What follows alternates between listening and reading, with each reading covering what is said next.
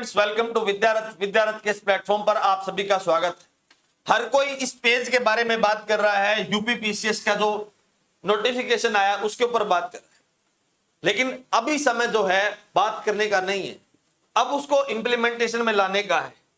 और ऐसा मैं इसलिए कह रहा हूं क्योंकि यूपी के अंदर जो सिलेबस चेंज हुआ है उसको लेकर बात करते हैं। सिलेबस में जो जनरल स्टडीज यानी जीएस स्क्रीनिंग का जो पेपर हरियाणा ने ऐड किया था, एज इट इज यूपी के अंदर भी है, लेकिन वहां पर एक बात और है जिसके लो भी साथ में है, यानी जो जीएस का पेपर है वो 50 नंबर का आएगा, लो का 100 नंबर का आएगा। अगर कोई ये सोच रहा है मैं लो को कंप्लीट कर लूं और इसके छोड़कर चला जाऊं तो भाई मेरा सिलेक्शन हो जाएगा, ऐसा नहीं होगा। आपको जीएस का जो पेपर है उसको भी पढ़ना जरूरी है, और जीएस का पेपर जब आप पढ़ोगे तो आपको इसके अंदर मिलेगी history, polity, economics, geography, current affair और जनरल साइंस। भाई इतने सारे क्वेश्चंस आपको देखने को मिलेंगे जिसमें आपको हर एक एंगल को बहुत डीप से पढ़ना होगा। और यूपी के अंदर तो एक बहुत बड़ी खास बात है भाई, जनरल साइंस के सवाल जो है इस तरीके के आते हैं, हमने पढ़ भी रखे हैं लेकिन अता पता नहीं है कहां से करने चाहिए जनरल साइंस। उसके बाद हिस्ट्री के क्वेश्चंस आते हैं।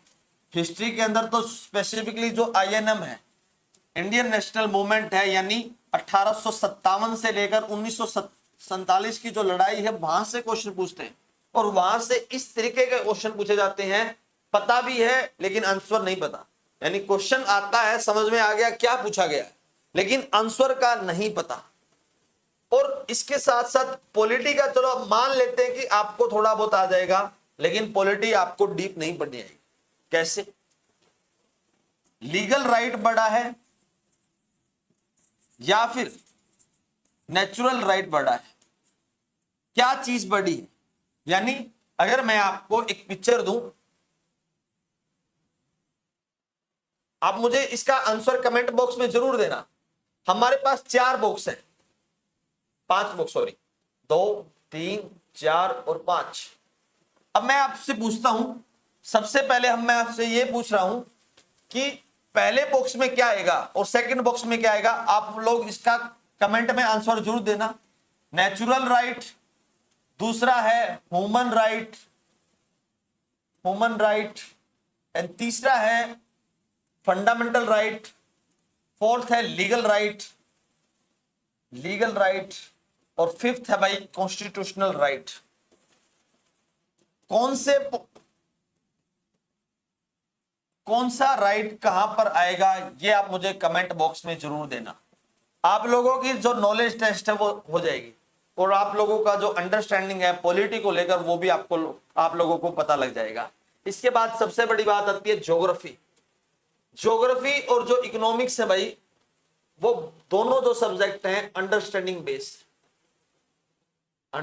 के बेस पर, अगर आपको उनके बारे में अंडरस्टैंडिंग है तो आप बहुत आसानी से इस सिलेबस को कवर कर सकते। और यहां से लगभग 15 से 16 क्वेश्चन आने की उम्मीद है, और ये दोनों ठीक हो जाते हैं तो भाई नंबर जो है आपको एकदम पीक पर मिलेंगे।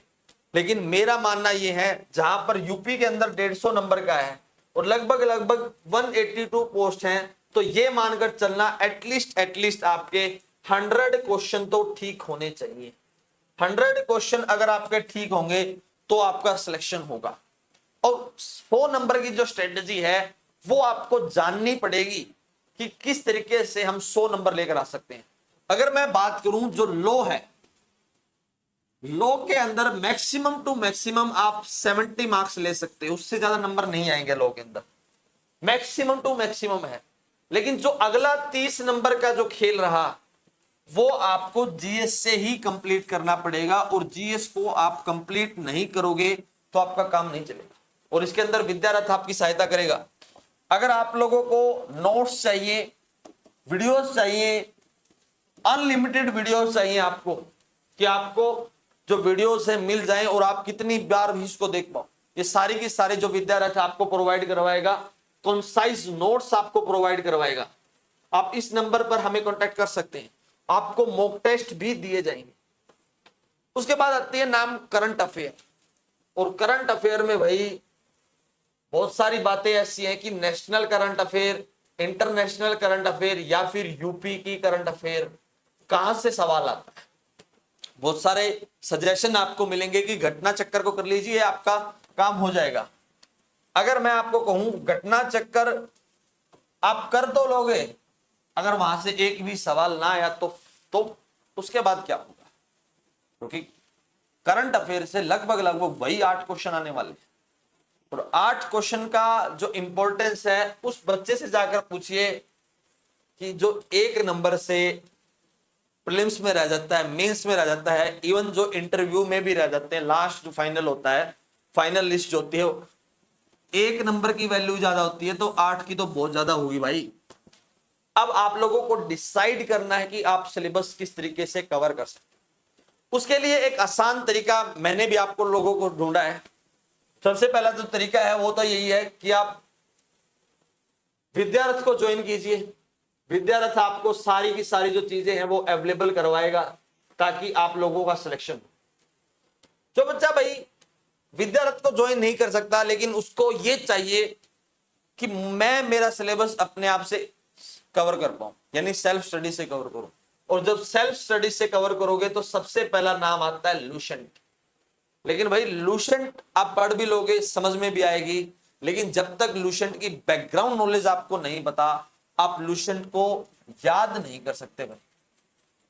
आपके पास एक और सजेशन आएगा, आप घटना चक्कर को पढ़ लीजिए।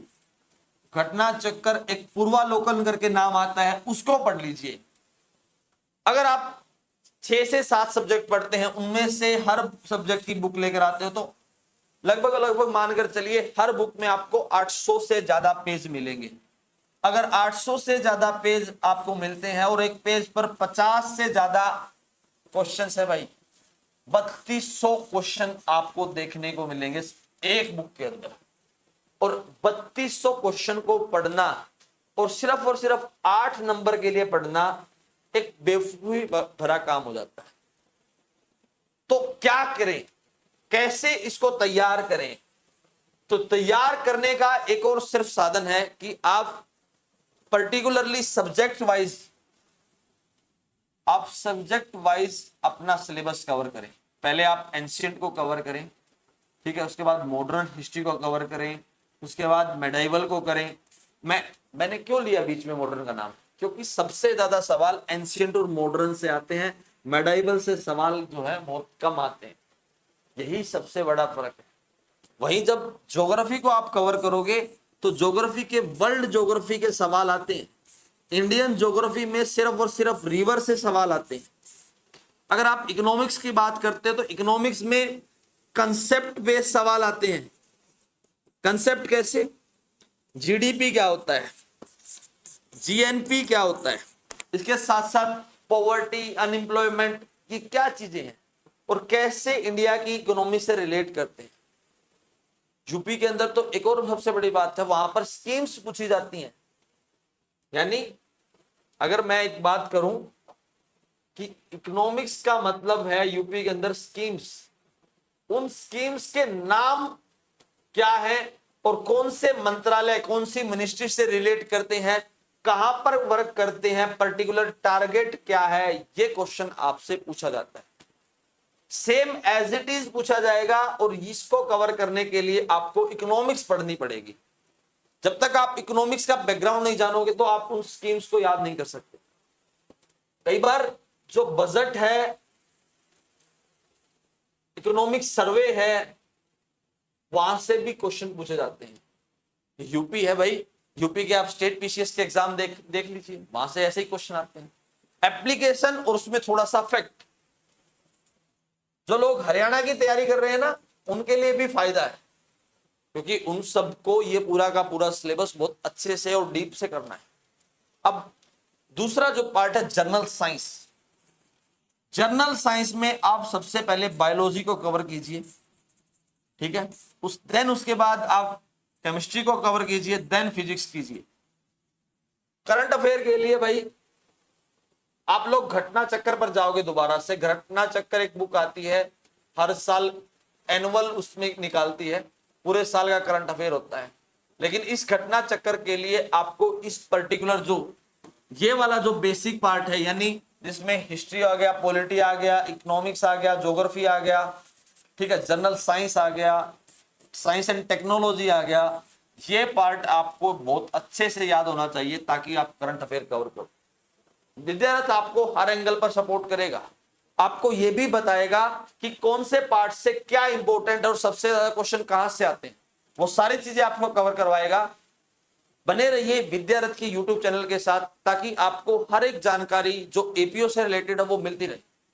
That's all for today. Thank you very much and please subscribe to विद्यारथ। विद्यारथ के चैनल को लाइक शेयर सब्सक्राइब करना मत भूलिए ताकि आपको पूरी की पूरी जो जानकारी है आपके जीएस को सिलेबस को लेकर, क्योंकि बहुत सारे जो धुरंधर हैं जो जुडिशरी की तैयारी करवाते थे उनके पास एट प्रेजेंट जीएस को करवाने का कोई माध्यम नहीं है। अगर वो करवा भी रहे हैं तो इस तरीके से करवा रहे हैं जो टीचर आए हैं उनको नहीं पता, क्योंकि उन्होंने सिर्फ और सिर्फ जो एग्जाम दिए हैं वो एडमिनिस्ट्रेशन लेवल के एग्जाम दिए हैं। जुडिशरी में जीएस का आना बहुत बड़ी बात है और इसको कवर करना भी बहुत बड़ी बात है। मिलते हैं आपसे नई वीडियो में। That's all for today. Thank you very much and please subscribe to विद्यारथ।